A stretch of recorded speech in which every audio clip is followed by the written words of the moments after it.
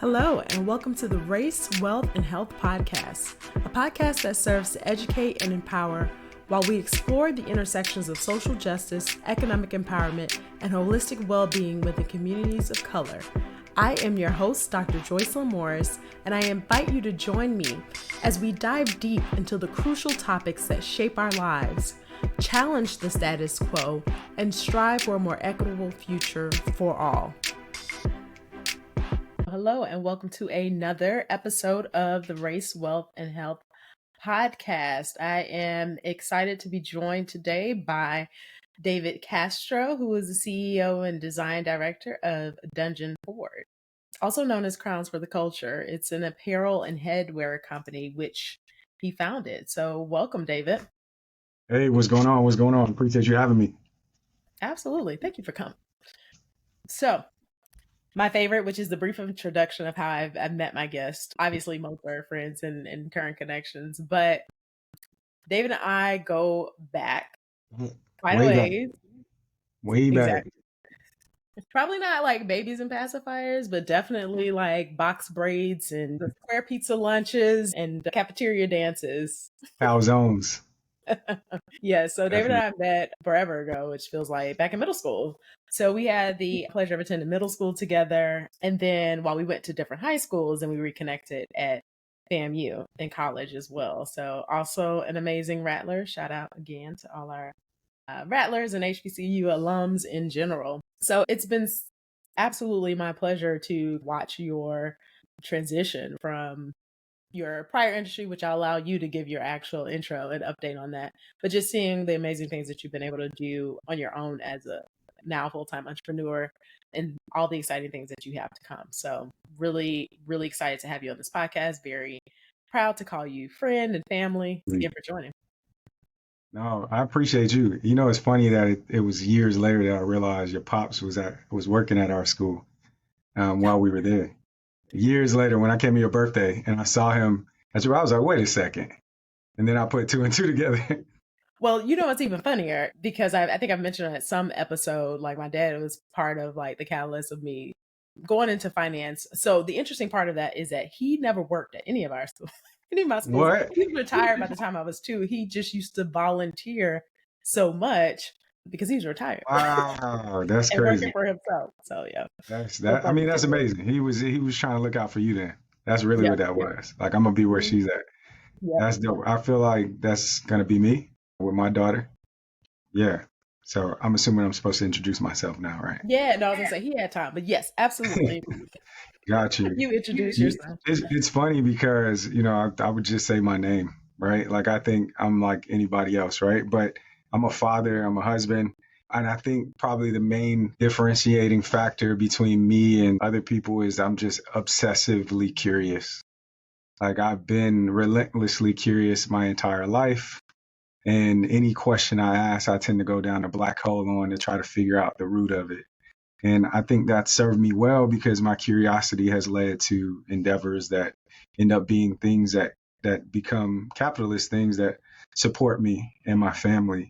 My educational background is architecture. I'm an architect by trade. I do not practice architecture right now, although I'm certain that there'll be a return to that at some point, just out of boredom. And again, curiosity, like, let me see what I can do. Let me see what I can come up with. But, you know, what really guides me is this idea of inspiring people, uplifting people, making people feel seen and heard. And I'm able to do that through apparel, specifically headwear, and in a whole bunch of different spaces. And so I love it. I wake up and I'm like hype about the day every single day. It's like a certain level of fervor that I get to approach the day with that is very different from when I was working in the corporate space or working for different teams. Not to say that I didn't thrive in those environments. It's just different and much more fulfilling. That sort of intros into my next question, which I appreciate your humility. Let me say that in terms of your introduction, which I get. I'm often the same way, but wanted to just kind of cover a little bit of your professional journey. You mentioned briefly that you started out as an architect by trade, but I'm curious, especially with entrepreneurs, individuals who always go full-time entrepreneurship, like what was that transition? So kind of walk us through, how do you go from architecture to becoming an apparel designer? And was there a complete shift and switch, and or was there sort of a slow transition from full-time to part-time, especially for listeners who have ideas and are passionate about some things and are also considering making a shift into entrepreneurship? Got you. So I think I've always been somewhat of an entrepreneur. Even while we were in middle school, I was the candy guy for a little while. I don't know if you remember that or not, but I do not. if you were, it's probably because you weren't in our gym class, because gym class was like first or second period, and by that time I was sold out. So if you weren't in if you weren't in my first or second period, you just didn't even know I sold candy. But Didn't remember. I think very early on, I really loved the idea of commerce. Like the fact that I could have something that somebody wanted that they would pay for, I thought was cool. And if there was a way to combine that with something creative, I thought that was even more dope. So Yeah.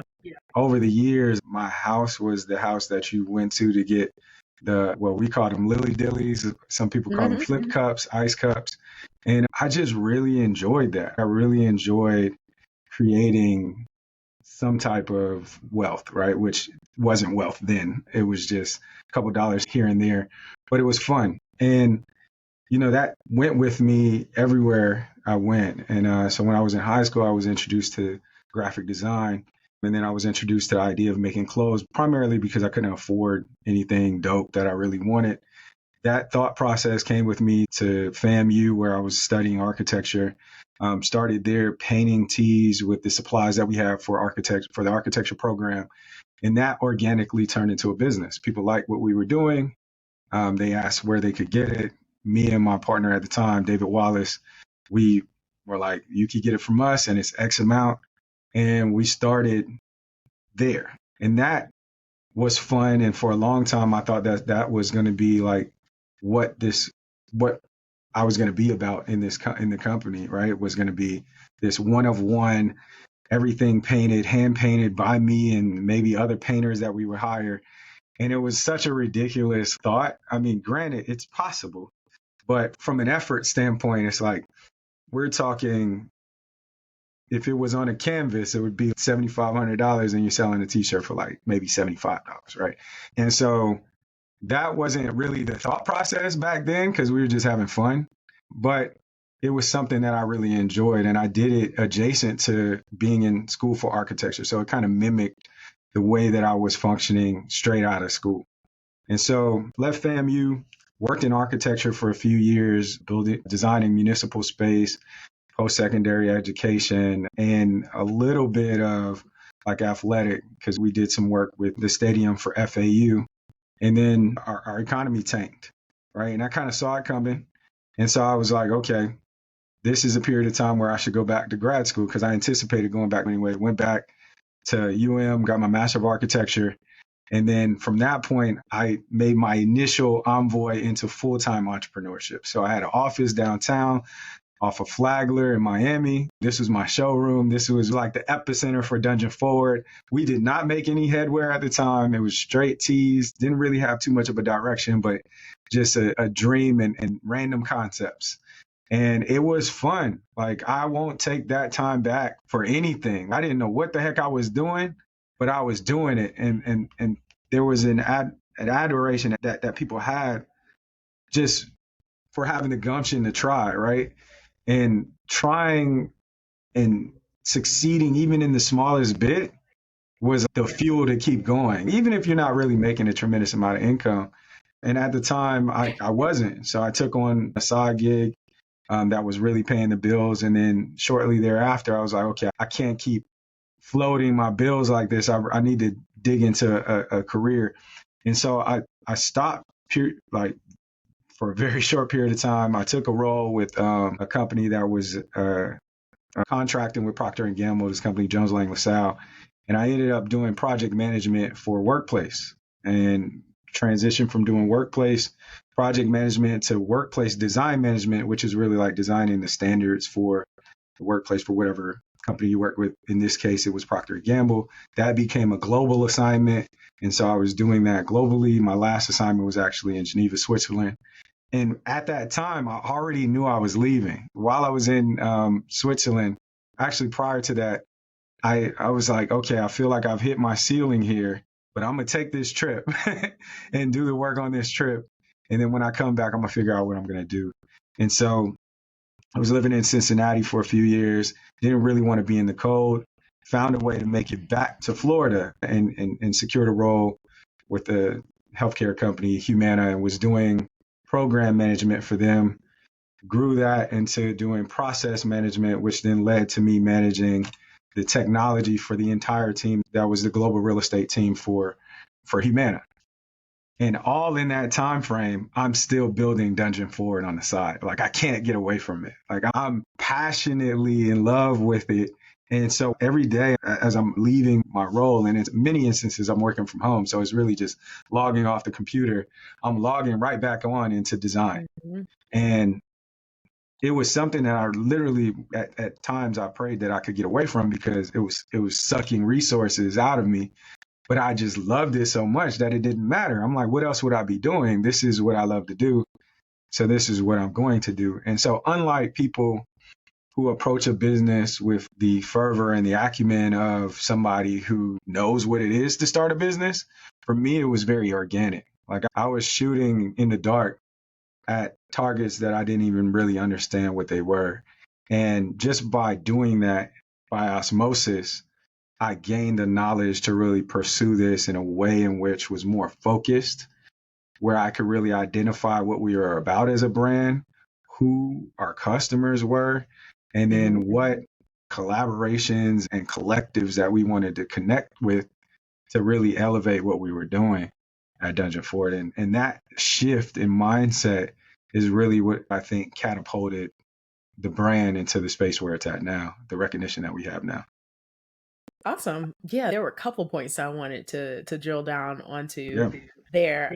I think the first one being the fact that you worked it essentially on the side, right? Like you didn't Yeah. just jump out into it. But how did you determine it was time To to lead. do it full time? Right, do it full time again. I feel like that's always a question Mm. that comes up for people. I think I'm big on fulfillment, right? And I think we have a finite time here on this planet. We don't really know how long that is.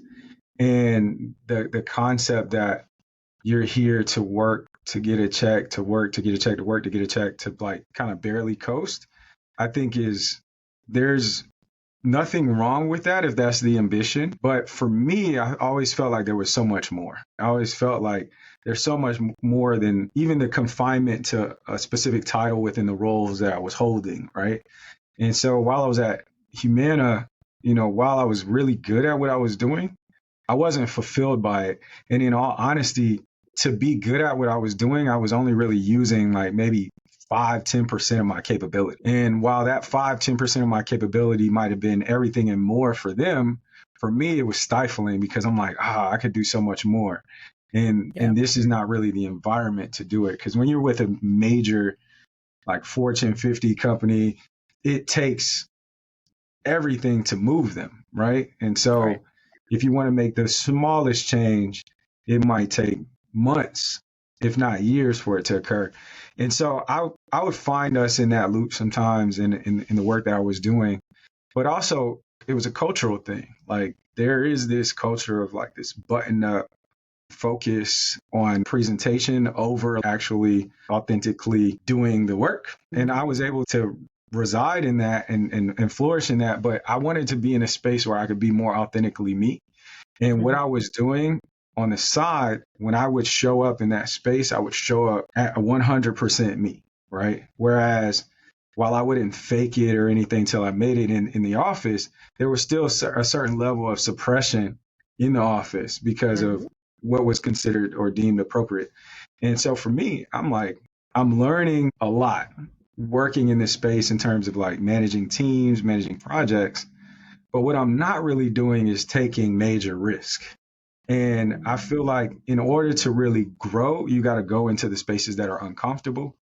And for me, what was uncomfortable was not really knowing where I was going to get a check and was not really understanding how I was going to pay my bills and was not really having the security of a retirement and a health plan and all of these things. That was a major risk for me. But on the other side, right, having, now granted, I didn't just jump into something that didn't show any prowess.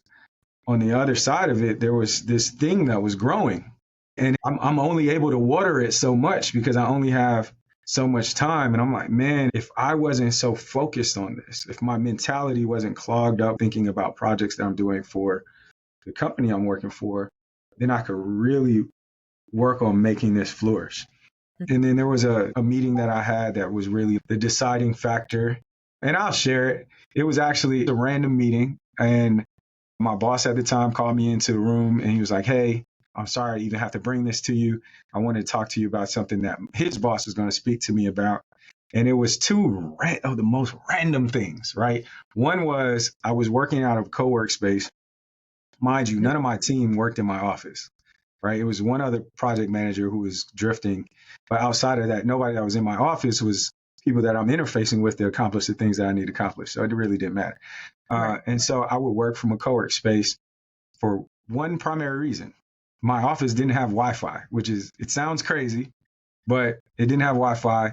The workspace I was in had Wi-Fi, and there was more creative people there. So it energized me to do the work that I was doing. Secondly, they said, and also we heard you bought a drone, right? Which I did, but it's a drone I bought personally. So I'm listening to this conversation. I'm like, where's this going? And so apparently I had a colleague that made a comment about me working from a co-work space and buying a drone to take pictures of the construction projects I was working on so that I could then like pull in clients myself. I struggle saying it because I can't even comprehend what it was. And also I'm like, if you just Googled my name, you would know exactly what I was doing on the side. It'd be so easy to find out what I'm doing. So at that time, I turned in one of the most epic resignation letters ever. And I remember my boss telling me, he's like, were you Cat Williams in your exit interview and resignation letter? To a degree, I was. I mean, it wasn't like the Jerry Maguire manifesto where he like, who's coming with me? But it was very honest. Like I didn't hold back the honesty. And in that, I remember my manager at the time, me and him had a conversation. Me and him had a really good relationship. And he said, hey, David, I don't know, man. I don't think you should do this. Like, maybe not like this. And he was like, can you think about it over the weekend? So over the weekend, I thought about it. I remembered more. So I added more to my resignation letter and I gave it to him on that Monday. Then he came back to me and he said, hey, would you consider being on this other team? And so the other team was a technology focused team, brand new team focused on process management. And I was like, all right, maybe I could try that. And so I tried that for a little while. And in the midst of it, I can acknowledge this now, I went to school full time. I went to a sneaker school program full time in Portland while I was working at Humana. And because of the differences on the coast, I was able to do the school program and be able to do work. It was a lot because I had a newborn child. She moved out there with me, with my wife. And at the same time, I knew that what I really wanted to do was product design. So I was setting up the dominoes to fall at the right point. And there was a point where I was waiting on these options to vest. And I thought they were vesting in November. And so I was like, my birthday was coming up. It was my 35th birthday. And I just started feeling like I just don't want to be here anymore. I'm not giving you what you need. You're not giving me what I need. Let's not even do this. And I looked into whatever our system was, Workday, and I saw when my options vested and it was the following March. I was like, oh, heck no, I'm out. Right. So I turned in my resignation letter. I think it was maybe a few days before my birthday. But because of the projects that I was working on, my last day was November 1st. And then from that point, I was booked to speak at an event maybe 2 days after that. But this is 2019. So the other thing that happened right after that was COVID. And luckily for me, I had made one of my largest orders at the time. And then 3 years prior to that, we randomly decided we were going to make some cool masks. And so we just had them on deck. And so that carried us through the beginning of 2020. But that was at the time our best year. 2020 was our best year. 2021 beat that year. 2022 was incredible. And so it's just been trying to maintain this trajectory while also trying not to lose ourselves to chase opportunity.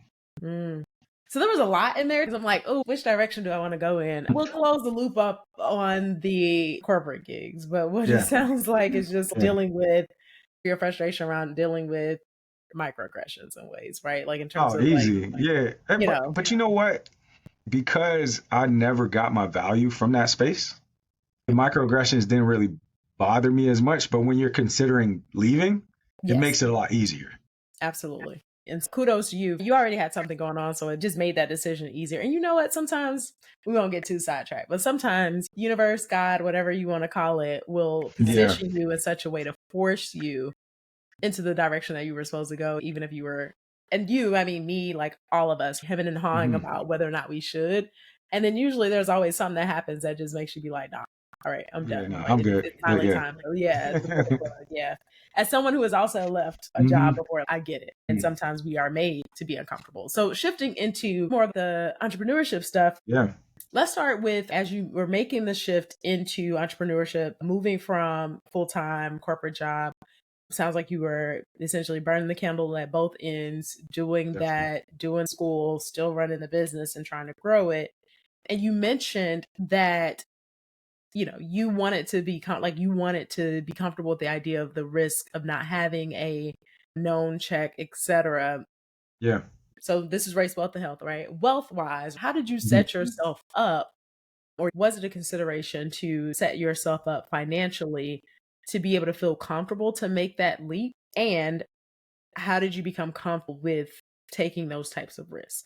The first part of the question, the reason why I asked is because I recognize that there's a privilege in Mhm. that and being able to leave a full-time job and pursue entrepreneurship full time. I don't take for granted Yeah. that there's often a privilege to be able to do that. But how did you navigate that for yourself financially when you think about how you were managing your wealth in that transition? So by the time I was leaving, like my nut, which is like your total output for your household, had been diminished a lot because a lot of things have been paid down or paid off.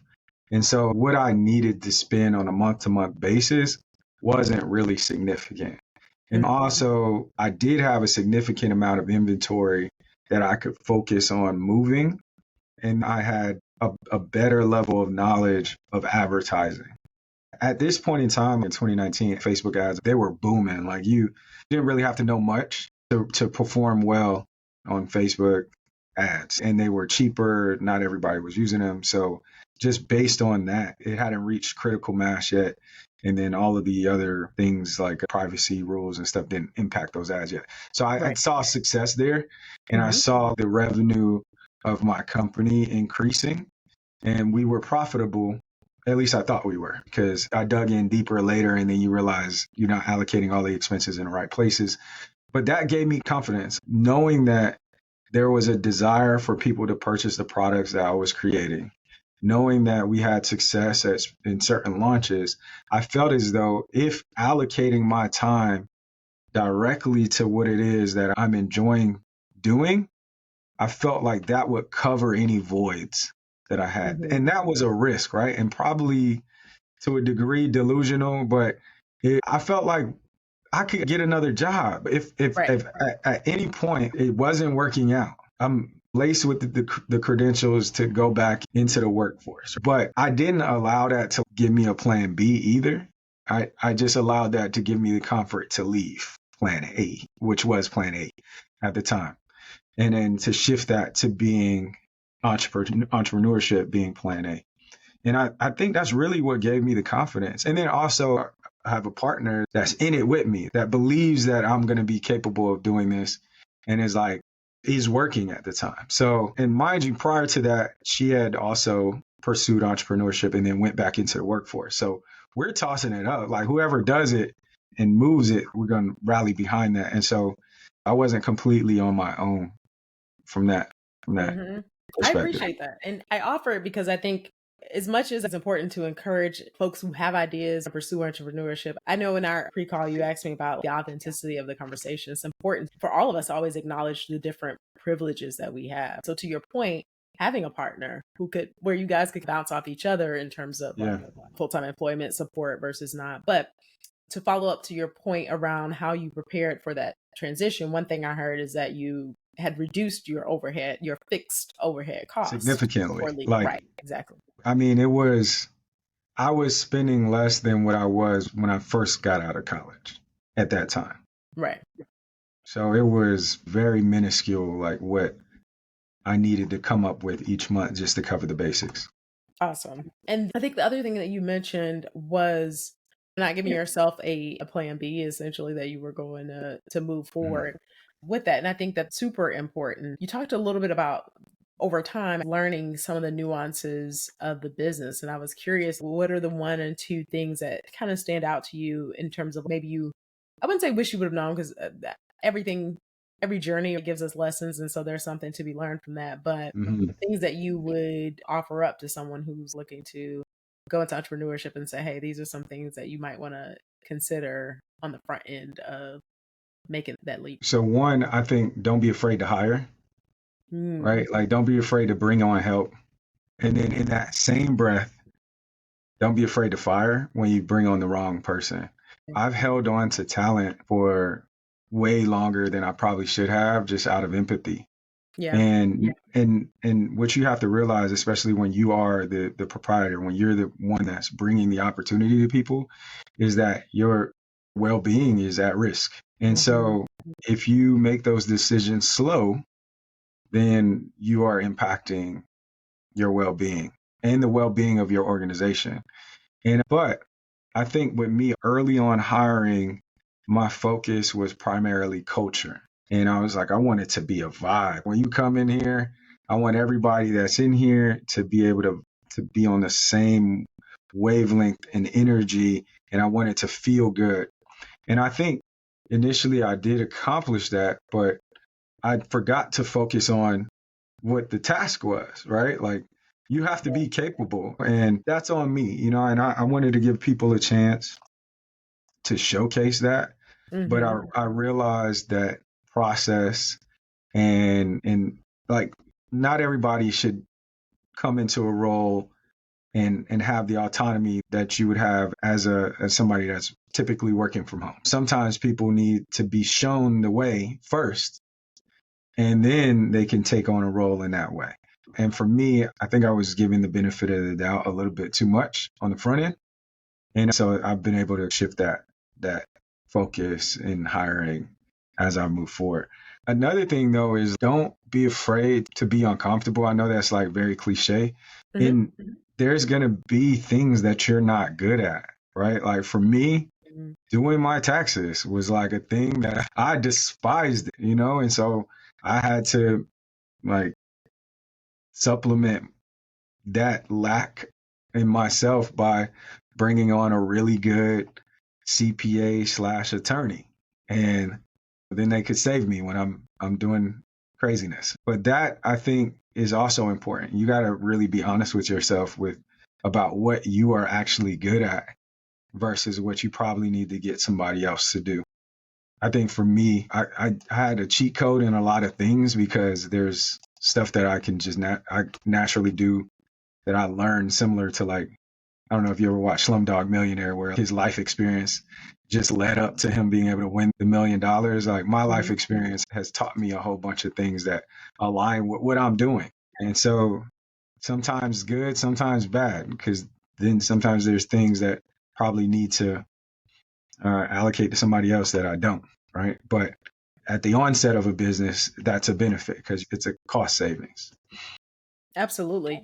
And depending on who the listener is, having Right. done some work with helping small businesses with their finances and starting out, I would agree wholeheartedly that you have to be willing to know what you know. And I think this is in general, leading anything, be Yep. okay and comfortable with knowing what you don't know and making sure Hmm. that you're getting the right competencies. Because honestly, to your point, it saves you money in the long run. The amount of time or the errors that you might make, especially in Yeah. anything No, financial, for right? sure. Hiring Professional can somebody. handle that. Yep. Exactly. Mhm. Exactly. And then the other thing I wanted to touch on, you mentioned it in some of the overview of how you started Dungeon Ford. And even personally, I think sometimes people, and by people, I'm talking about myself, we can get in our heads around the things that we want to do and be so focused on having it right or being whatever it's supposed to be in the beginning. Yeah. like going through the doctoral process, the thing that people tell you is a done dissertation is a good dissertation. Like it doesn't have to be perfect, but it's the idea of anything. It doesn't have to be perfect. You have to start somewhere. And so you talk through some significant iterations of Dungeon Forward in terms of where you've come, how you've made some of those adjustments. And I just want to talk through that, like your process of being willing to pivot into either additional areas or pivot away from, like to your point earlier, I had no idea that you were doing essentially works of art on t-shirts, right? And selling it for the price of a t-shirt. Yeah. So yeah, talk us through that. So I think, well, man, it's such a broad question. Okay, let me help you. What were indicators to you? Maybe think about some of the main inflection points when it came to changing things. How did you become comfortable? Was it something you were always comfortable with in terms of I think pivoting? I think I've always compared up. So if I'm trying to build something that exists in a space of other things that are similar that I really admire, I'm going to use them as an example. So people Okay. used to ask me like, what do you want Dungeon Forward to be? And I would tell them I want it to be a combination between Adidas Originals and Dyson. Dyson for the innovation and the focus on product design, and Adidas Originals for the focus on culture. And so as a result, I would look at how they would present their products and look at how we present our products. And early on, I didn't even have a nice camera. So like our photos and stuff were not, they just weren't up to par. And then also when you're getting into a space that you don't really necessarily know, like you just don't know what you don't know. And so I would iterate. I would try to get to a minimum viable product and then learn from that product and then take that to create the next iteration, learn from that one, take that to create the next iteration. And then you consistently land on things that are better than the last. And you learn from lessons that you've made in the past. And I'm still learning. I really enjoy that too, like understanding all of the aspects of what I do so that when I do bring in people that are going to be focused on one of those areas, that I can help them.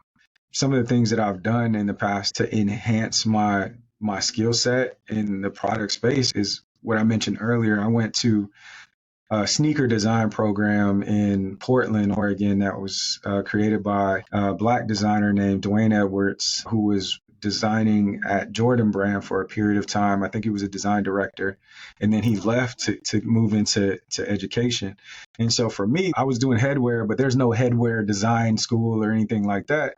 But this sneakers are product design and they're like directly adjacent to what I create. So I was like, you know what, let me go dive into this and see how I can apply it to what I'm doing.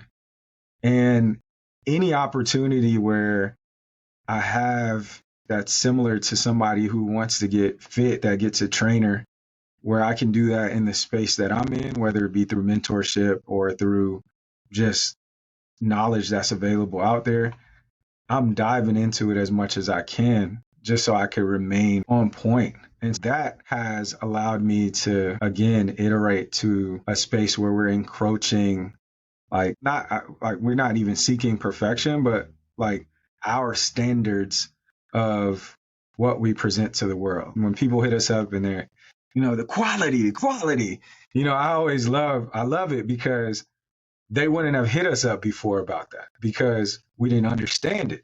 Like we were getting to that and we had to learn what to specify so that it existed. And that's been a process, but it's a fun one because once you learn, it's embedded because you learned it by doing and you can continue to apply it. And now it's just sharing that knowledge with the folks that are on my team so that collectively we're just as dangerous. Love it.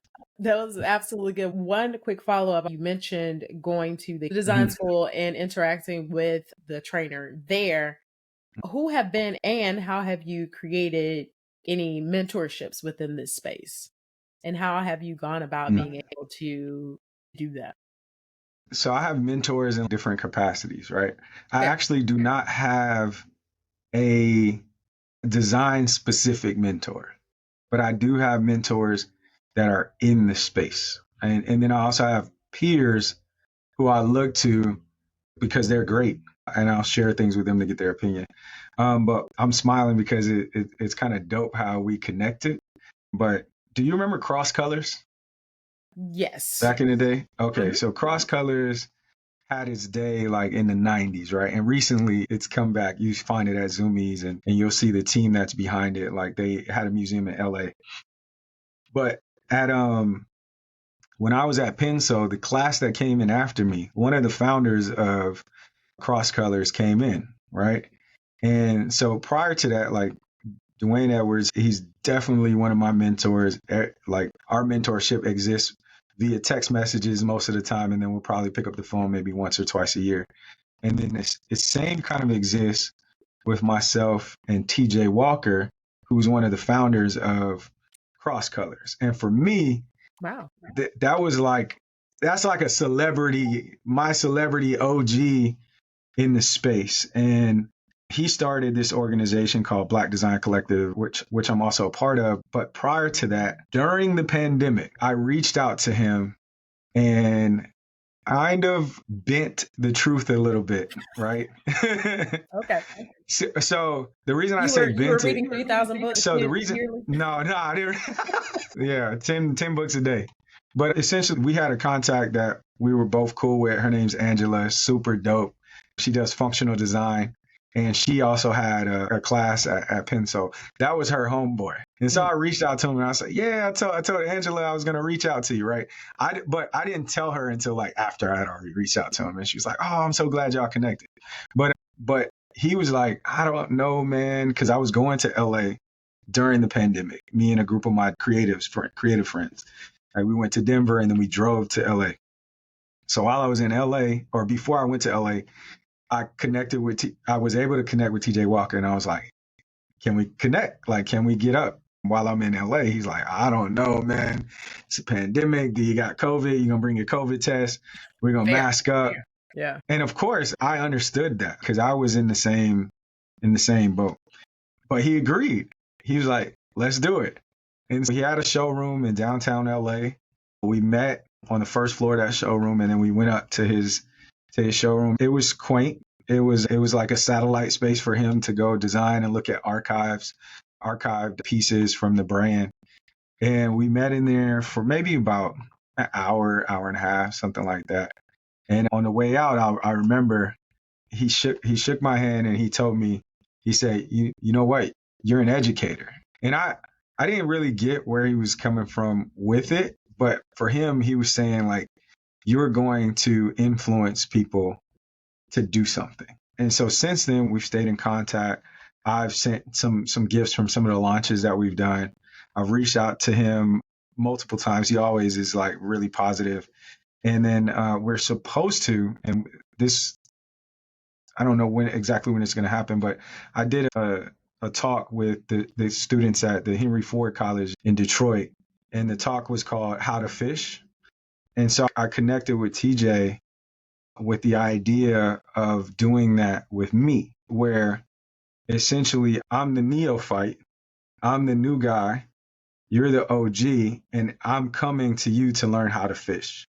Mm-hmm. And so the concept was we create this opportunity, one, for me to connect with people who I adore and admire that have done what I'm trying to do, but also make it so it's not just for me. So other people can also benefit from whatever the conversation was. And so we haven't done that yet. We've had those types of conversations, but we haven't done that specifically yet. But that's one of the ones that's like, I look back and I'm like, how the heck did this happen? That's crazy. You know?